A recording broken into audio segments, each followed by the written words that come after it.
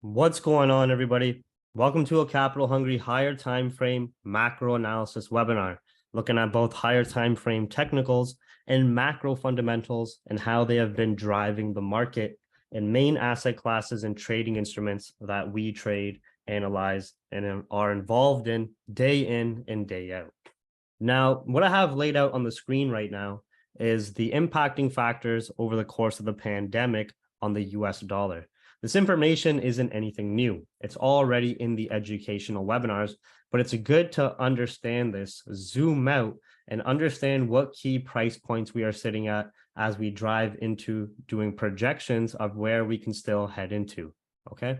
So when we're looking at the US dollar here, obviously we've been playing dollar domination, but a lot of people don't understand how we got here and what the main driving factor of it was.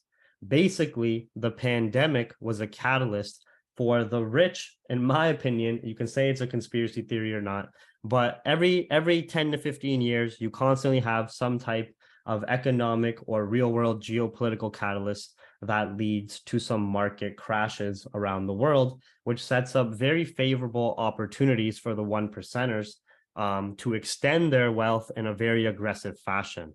So this time in 2020, it was, of course, COVID and the pandemic.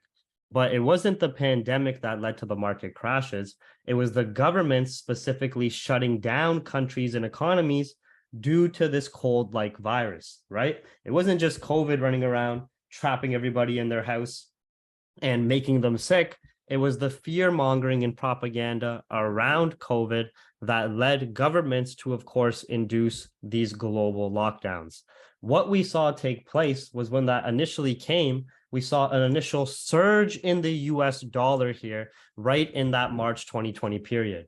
Because remember, the US dollar as the world reserve currency is also a part of your basket of safe haven currencies, similar to the Japanese yen, similar to the Swiss franc as well, CHF, right? This is when you're outside of central bank operations and monetary policy. Prior to the pandemic, we were having relatively more normal market conditions with nothing in terms of a major economic crash catalyst in play. Yes, we had some trade wars going on with Trump, the US and China. Yes, we had some Middle Eastern tensions starting to develop with Iran and the US and things of that nature. Yes, we still had Brexit stuff going on, but nothing in terms of the equal weighting to what the pandemic brought, right?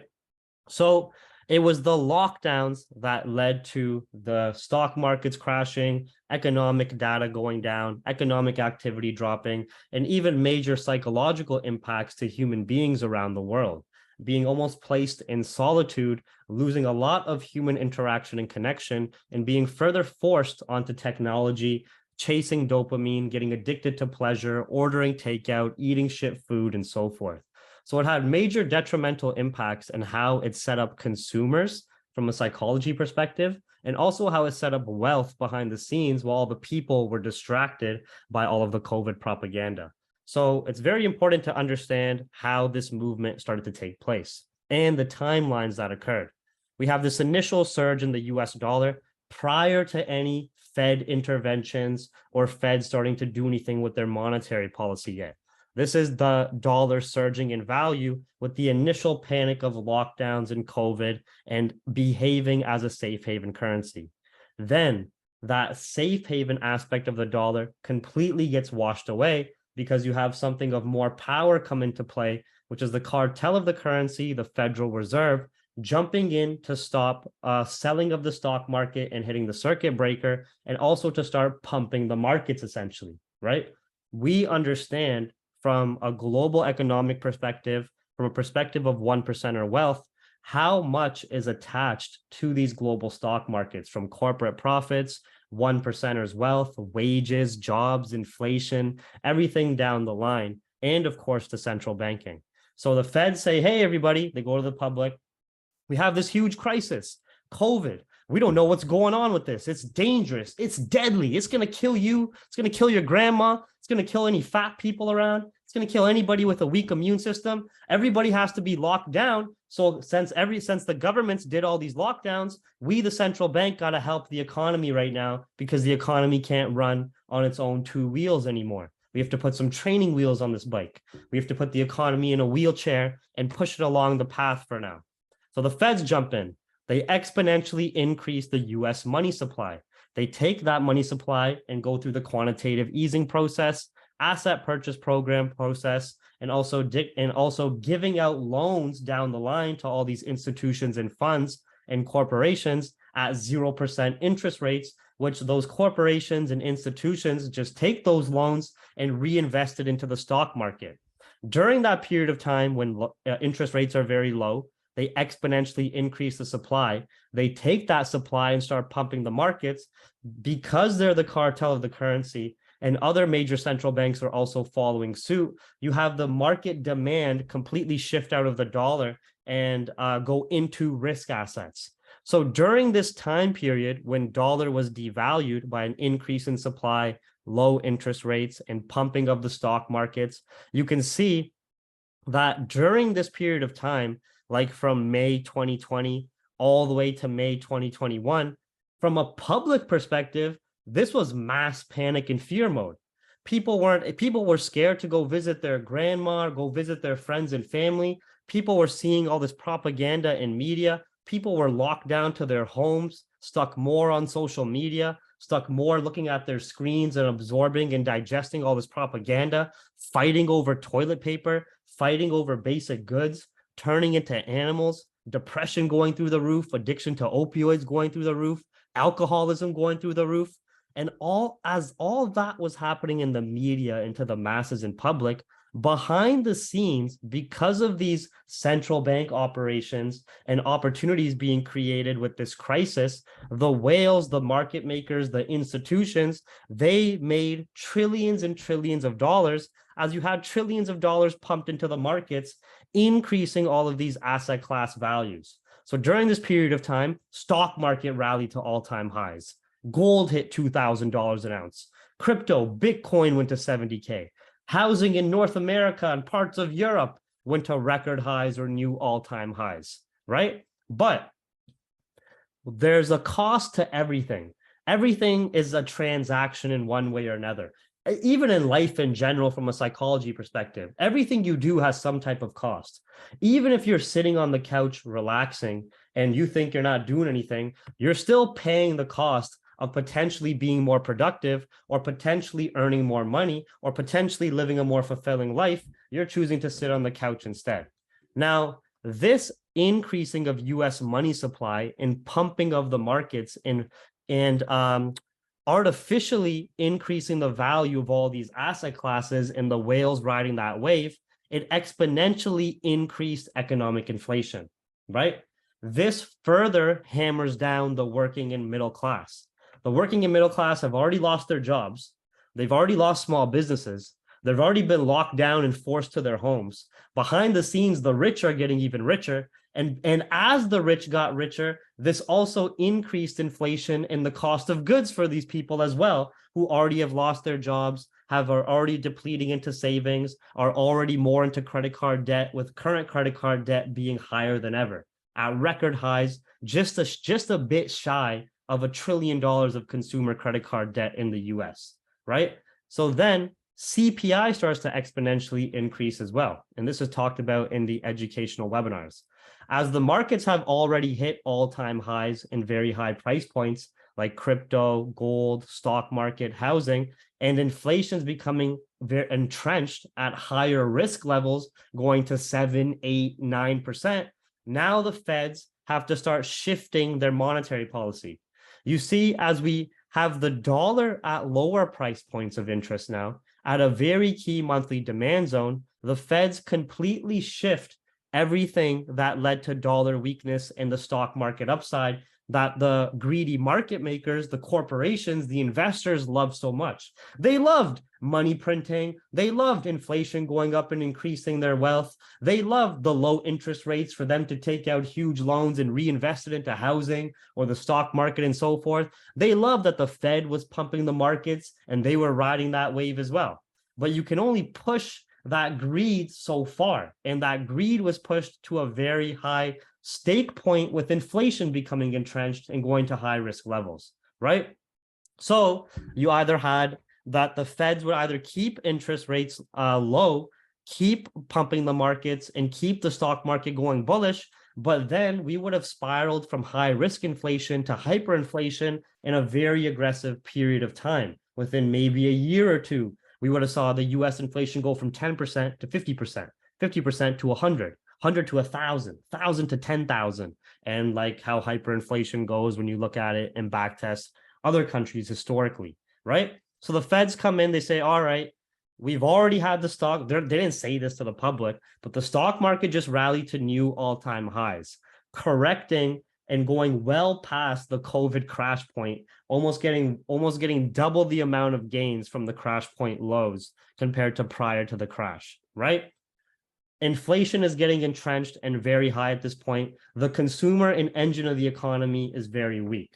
They're already psychologically weak and have been programmed to be an even deeper consumer, an even deeper sheep, following all government propaganda, following all rules, getting 3 to 4 jabs, wearing 5 masks, having to follow all these mundane rules. Like you go into a restaurant and you have to put your mask on, but then you can take it off to eat in the exact same space, fighting over toilet paper and shit, lost their jobs, lost their small businesses, and they had to deal with this high inflation as well.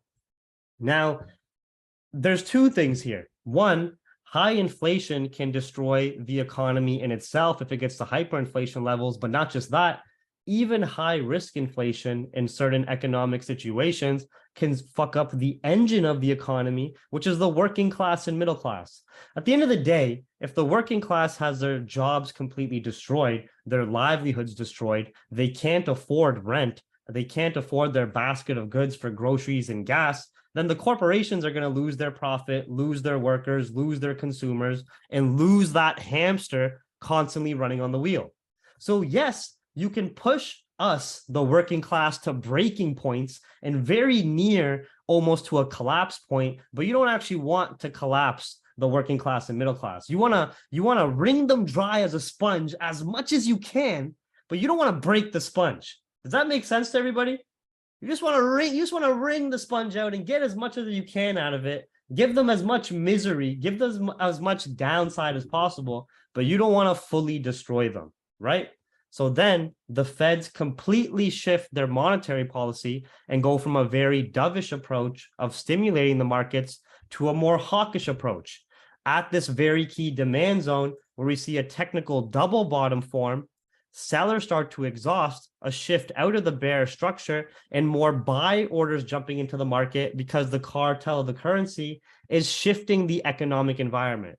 Now, instead of doing QE in an asset purchase program, they're talking about tapering and stopping that.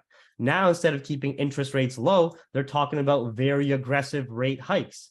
Now, instead of the stock market after the crash being at low prices, real estate was at low prices during the crash of the COVID lockdowns.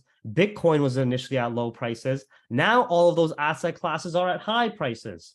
So you have a complete shift in the economic environment where the demand comes back into the dollar, the order flow comes back into the dollar. You have liquidating of positions by buyers on all the risk assets. Hence, Bitcoin went from 70K to 15. Gold, we played 2000s down to 1600s. Stock market, 37K down to like 28K on US 30. Dollar domination from 90 flat all the way to 114, right? So now we are still in this sequence of events in this economic environment that the Fed has still been doing tapering, aggressive rate hikes, focusing on bringing down inflation and bringing back demand into the USD globally. And we've been seeing more liquidating of risk assets. Even though we saw that huge gold bounce from 1620 to 1680, gold is still bearish going from macro timeframes of 2000 down to the 1600s. Even though we saw this relief rally on equities, we're still 5,000 points from the highs. Even though Bitcoin might get a bit of a bounce to 25K, 30K, it's still 40,000 down from the highs, right? This is still what's holding the most weight from a macro perspective. But understanding market psychology, we have these very aggressive rallies and pullbacks take place on the risk assets because of human greed.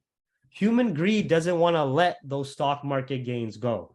Human greed doesn't want to let the gains in the real estate market and these other commodities and asset classes go, because that's what the 1%er's wealth is essentially tied to. So the stock market bears have been extremely controlled. We haven't seen any type of panic selling like that. What we've seen is a very controlled bear market by the Feds working in hand with the institutions and major funds, and also a lot of rumors working in hand with the facts that we've talked about in the educational webinars. But nonetheless, we do not have this macro information advantage shifted yet. Now, when you're looking at the dollar from here, from July all the way to coming towards the end of 2022 here, all we're seeing is that from these highs printed, we're having a pullback phase. Now, keep in mind here, as buyers printed this high, we just had a pullback phase within that monthly candle of having that hard correction, and then the next monthly candle retesting these previous highs here, right? And now look from here. A lot of us seem to ignore this, that for 2 months, we had this excessive upside, 105 to 115, impulsive, aggressive US dollar domination that we didn't see since like May prior. And it was even larger than that, right? Prior to that, we were getting very slow and steady upside, consolidations, nice breakout, couple of months of upside and so forth.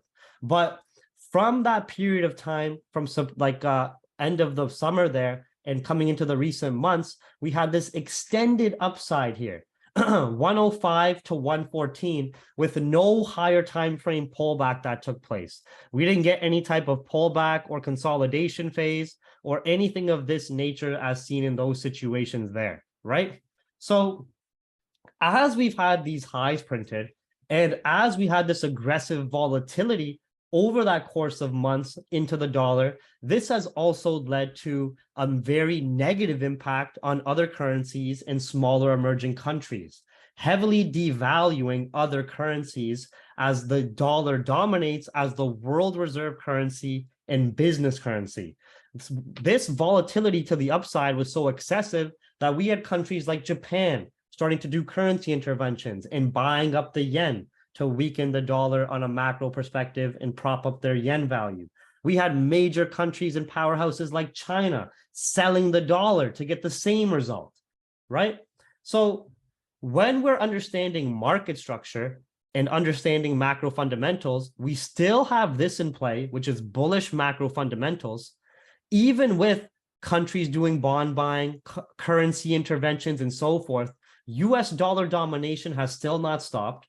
Market structure wise, we're still having highs printed, and we're entering a pullback phase where this pullback phase, I'm going to delete this. You guys can always rewatch this as you wish. Just understanding structure on the higher time frame. Remember, after buyers printed these highs, the upside we saw was from previous highs in demand zone at 104. From 104, we did not have a pullback phase until we've seen for the last 2 months now. Any type of upside has a pretty equal pullback phase where even a 50% correction would be coming down into like 109s and still be maintaining very strong bullish price action and market structure. Are we seeing any bearish engulfing candles? Are we seeing any cancellations of upside? Are we seeing any major rejection at a previous high yet? Not really, right? We just saw a high printed by buyers entering a pullback phase now, as even a lot of the FOMC sentiments and Fed rate hike cycle has been priced in. And getting a pullback phase on higher time frame order flow as we're nearing the end of the fiscal year. That's in relation to this upside we've seen in very aggressive, volatile fashion. The pullback phase we're seeing is also respecting the price anatomy of a pullback. not extremely impulsive bearish price action, not as strong as the upside, and still overall respecting market structure, previous highs, and overall bullish trend. Right? So yeah, we might see dollar upside slow down and get some bit of deeper pullbacks that we'll assess, of course, on the intraday timeframes and adapt to that accordingly. But at the end of the day, those fundamental reasons of the Fed's doing rate hikes, shifting the market environment, main focus of bringing down inflation and taking it as a data approach is still what's holding the most weight. Now, the end of last week, because the unemployment rate data was bad, and it takes way less in terms of market weighting and catalyst to support stock market buys versus supporting dollar buys, as we understand market psychologies and some of those educational breakdowns we gave in the trade room, webinars, and banter, that the stock market buyers will take any little catalyst to jump in the equity markets and try to prevent the downside and prevent panic selling. We've seen it. Simple rumors that aren't even true lead to very aggressive bear market rallies. But at the end of the day, the anatomy of bearish structure on the stock market and macro fundamentals is still bearish, and the anatomy of market structure and price action on the dollar fundamentally and technically is still very bullish, right? Now, when you look at dollar here,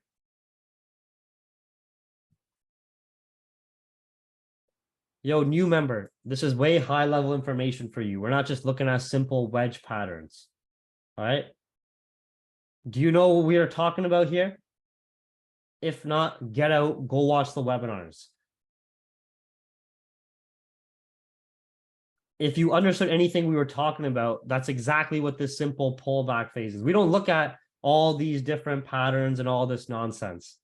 We look at very simple concepts alongside fundamentals, right? Now, when we're looking at dollar here and understanding the higher time frame movement, right?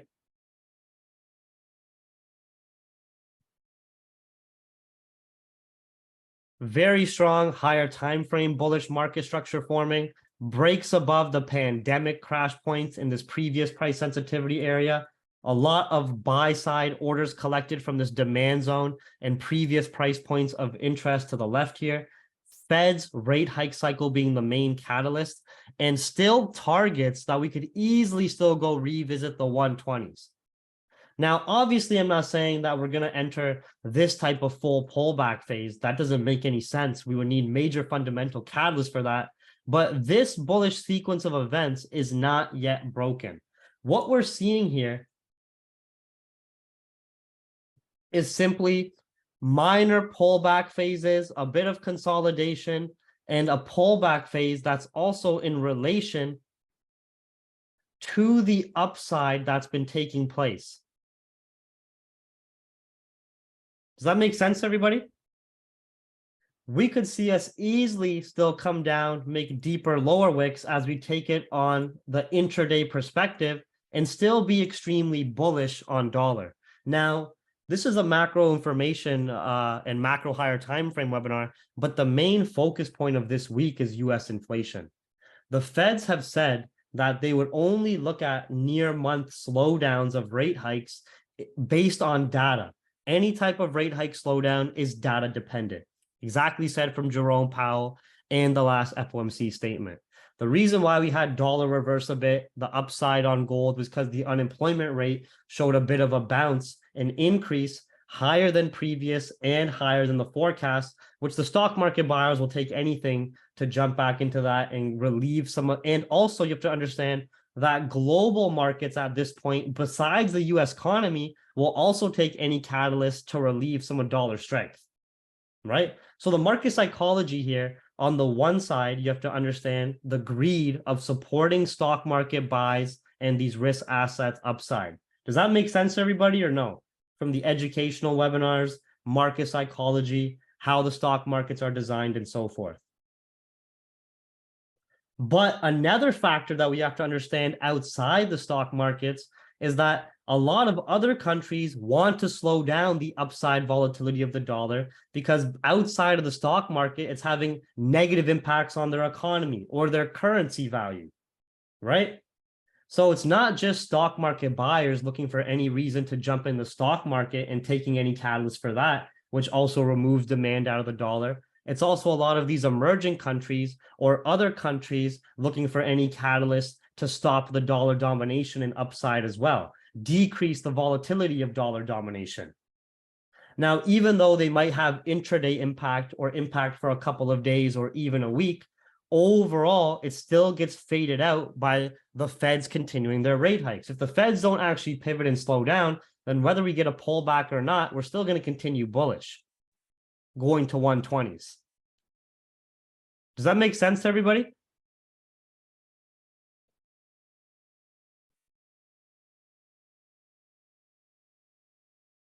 Right? So the same reasons why a dollar has been so bullish fundamentally, but impulsively bullish as you have more demand in the buy side, is the same reason why the stock market has been bearish, why gold has been bearish, crypto, and so forth as well. Okay. Now, when we're looking at gold, we have to remember that we have been extremely blessed. We have been on the right side of the market since literally 2000 an ounce here on gold, and have had 1, 2, 3, 4, 5, 6, almost 7 months of straight bears. Pullback bears, continued break bears, sell, sell, sell. That we've understood with dollar domination, Fed rate hike cycle, less investment activity into gold in these asset classes, and historical repetition as well, right? Starting to get a bit of exhaustion on the higher time frame as we're also leading into the end of the year is not abnormal at all in relation to this overall downside that we've had. Does that make sense to everybody or no? Right?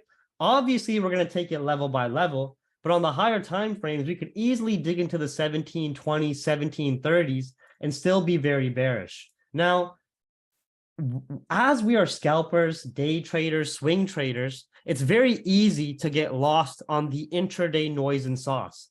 Everybody's only focusing on this. Holy shit, gold had a huge bounce from 1620. Nobody was expecting that. FOMC got corrected. We're back to 1680, right? It's very easy to get lost in that noise, very easy to get distracted by that movement. And also because we've been so psychologically adjusted in capital hungry that we've been so used to the sells because we're all ignoring how easy the sells have been.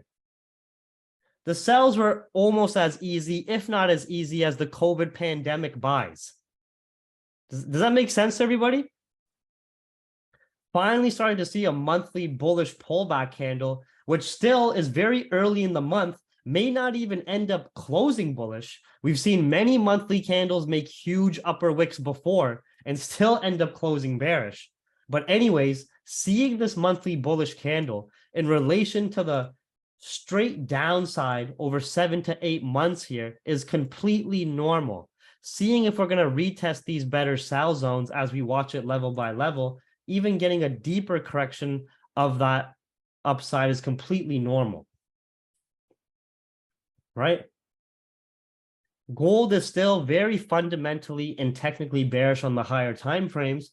It's just that maybe into this week, or depending on the inflation data on the intraday time frames, we may be adapting to some buys. If the inflation data is showing improvements, dollar's still weak, we only have a pullback and don't correct this move, hold above 1680s, we might be adapting to buys up to 1720s, leading into better sells.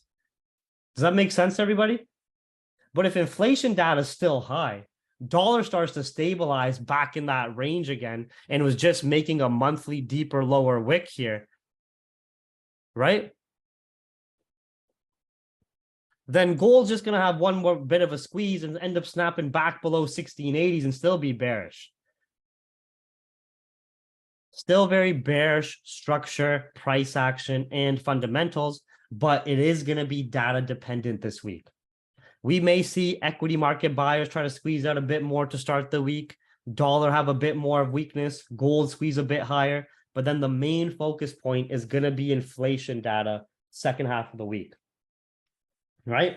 If inflation data is still high, showing that there's no improvements with inflation yet, if Fed speakers through the week are still hawkish, if consumer sentiment data is still relatively solid, then all the data is just going to support dollar strength, Fed's hawkish path, and all we're doing is creating more market stability, preventing heavy panic selling on the stock markets and other risk assets where there's a lot interconnected to these risk assets. Don't forget about global mining, jewelry, sales used in technology and so forth, all the jobs that are attached to gold globally, that are attached to oil, commodities, equities, and so forth, right? So it wouldn't be out of the ordinary. Gold still maybe even does a bit of a one more higher squeeze, like we've seen into this 1680 zone. But if the data is still solid in terms of inflation, if the data is still solid in the essence that it's supporting the Fed hawkish sentiment. So what I mean by that is inflation is still high, consumer sentiment is still good, and the Feds are still hawkish speakers, then even one more bit of a squeeze to retest better sell zones would still be going back below 1680s and bearish, trapping a lot of buyers in there. Does that make sense to everybody? We also have to understand from a market sentiment perspective, dollar's still just in this higher time frame range. Equities didn't even break back below 33K, and gold could still just revisit some deeper sell zones and still be bearish, right? But nonetheless, in terms of our higher time frame macro information advantage, we're still in the essence of historical repetition. It's just very different than the 2008 GFC. We've had 7 to 8 months of straight downside, not out of the ordinary, getting deeper pullback phases as we had worse unemployment rate, dollar give back some gains in the range itself. And even if we get some pullbacks to these better sell zones, this monthly candle still fresh, where it can still end up closing a lot weaker and end up even closing bearish by the end of the month if we don't get anything long-standing to shift us out of the hawkish sentiment. When you're looking at GBP USD on the higher time frames here, it's extremely bearish, right? Just because we're having these aggressive pullback phases, which is very easy to get lost in that sauce on the intraday time frames, you have to understand it's in relation to having such an aggressive melt during that monthly period here, right? Where you can see every time you have these aggressive melts, that bit of a pullback phase that occurs, this one's in relation to this downside. After you had this low printed, a pullback, ever since this pullback phase, that 2 months of downside, like we were talking about, of that 2 months of upside on the dollar, this rejection in pullback is perfectly in relation and still not even revisiting previous significant lows or even looking at intraday or higher time frame bearish market structure yet, right? So dollar domination is still very much active, just seeing a slowdown at higher time frame highs in a pullback phase that's a bit longer than we've seen, but it's in relation to that monstrous upside we've seen over the last months. Does that make sense to everybody? GU is still extremely bearish price action, bearish fundamentals, bearish market structure. This pullback is in relation to this downside that we saw.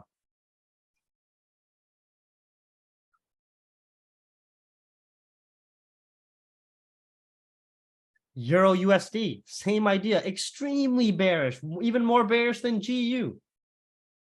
There's not much more for me to say about Euro USD, GU, and like dollar pairs because it's already been discussed in the other higher time frame webinars.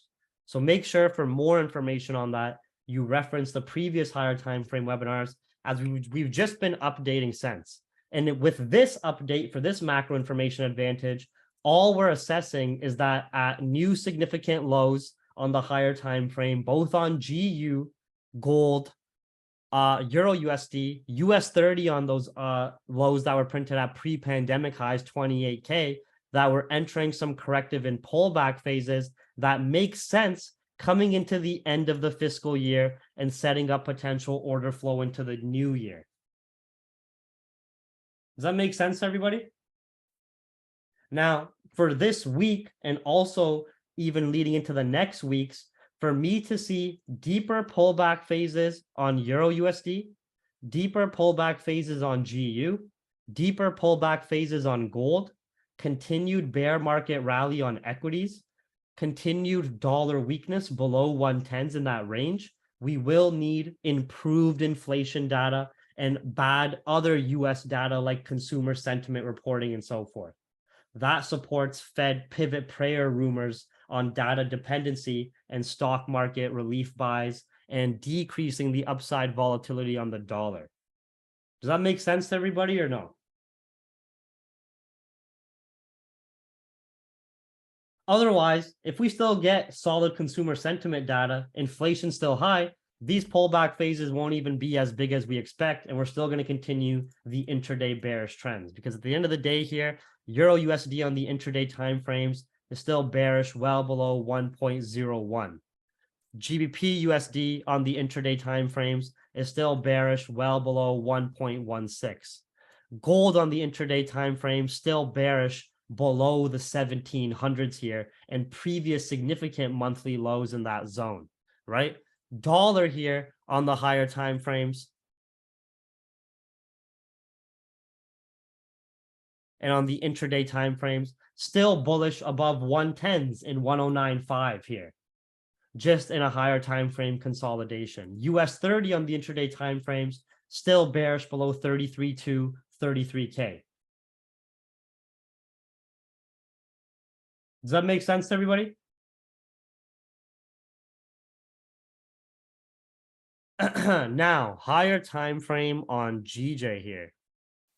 Now, GJ's macro information advantage and higher time frame has been us playing the bulls. The main reason for this is the rate differential between the Bank of Japan and the Bank of England, as well as historical repetition of how we've seen institutional order flow run from this demand zone before. This was the 2008 global financial crisis, where we had an impulsive downside move, a bounce and a leg created there, revisitation of these lows, double bottom created and break above the corrective structure, and then an extended bullish rally with more orders being collected from the lows, Bank of England doing rate hikes at this time, and Bank of Japan still dovish. Then we didn't get any more consistent downside until we had an economic catalyst, which in 2015, 2016 was Brexit, the United Kingdom wanting to leave the European Union, which would change decades of infrastructure, economic connections, impact of markets, bonds, equities, jobs, and everything else down the line. This led to a lot of negative impact on GBP, but came to the same exact institutional demand zone and failed to break. Created this leg as the information got priced in. We had this double bottom where we revisited that double bottom with this being the pandemic impact. Once the pandemic was priced in, failed to break that same institutional price sensitivity area, we're entering very similar historical repetition where we've had the Bank of England raising rates, the Bank of Japan more dovish, and very strong bullish price action, potentially going back up to Brexit correction points. We've seen that we have very strong bullish market structure, nice liquidity generated in these buy sensitivity areas, and that previous month had a bullish engulfing breakout and a very strong close. This new month has just been doing a pullback where if it doesn't fully correct that bullish engulfing candle, we still have higher time frame yen weakness and a dovish Bank of Japan, even though the Bank of England had a bit of a dovish sentiment in the last rate hike decision there last week. Overall, they're still going to be doing more rate hikes, and that differential does matter on this currency pair of the Bank of Japan being dovish and the Bank of England being more hawkish. We're getting similar types of historical repetition, just at different price points, where you can see you had a consolidation here, heavy liquidity grab and continuation up, and then a few months of pullback and indecision before continuing bullish. It's looking very similar to what we're seeing with that consolidation upside. We may have a couple of months of indecision or consolidation towards the end of the year, but then still end up going bullish overall on the higher time frames. GJ still respecting fundamental information advantage of the central bank rate differentials, still respecting higher time frame bullish structure and price action. This pullback still coming from new intraday highs being printed. We're still respecting historical repetition with still ranges to play on the higher time frame into the 180s and 190s. Okay. But anyways, everybody, just the macro information higher time frame webinar breaking down dollar. That dollar is still very bullish, but we may consolidate, see some pullbacks as we're nearing the end of the fiscal year to set up order flow for the new year. But the main catalyst this week is going to be US inflation, understanding and zooming out on gold that a lot of us may have been just very tied into the lower time frames and very involved in that move from the 1620s to 1680s. But I have forgot that for the last 8 months, we've been playing very, very clean bears.